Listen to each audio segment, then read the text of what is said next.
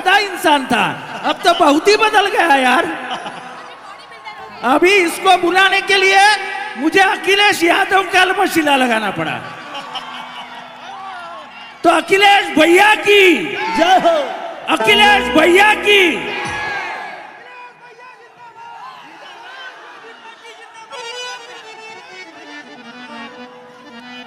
अखिलेश भैया जिंदाबाद जिंदाबाद। अवार्ड साहब जिंदाबाद जिंदाबाद।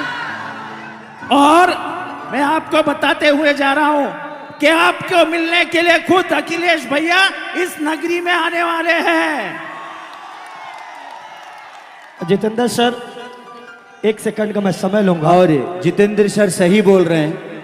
इस कार्यक्रम को कराने के लिए माननीय मेरे बड़े भाई, मैं उनसे बहुत प्यार करता हूं, अखिलेश भैया से, और मेरे दिल के धड़कन है वो, और कलाकारों का बहुत सम्मान करते हैं वो। उन्होंने कॉल किया कि जितेंद्र अवार्ड सर हम सबके परिवार के हिस्सा हैं, उनके परिवार के हम भी हैं, और अखिलेश भैया से दिली रिश्ता है मेरा, और उनके बात को मैं कभी काटता नहीं।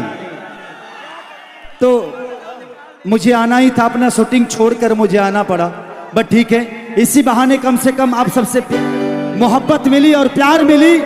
तो मैं चाहता हूं एक जोरदार ताली खुद के लिए बजाइए आप सब। Love you. और अब स्टेज खाली करो, स्टेज खाली प्लीज।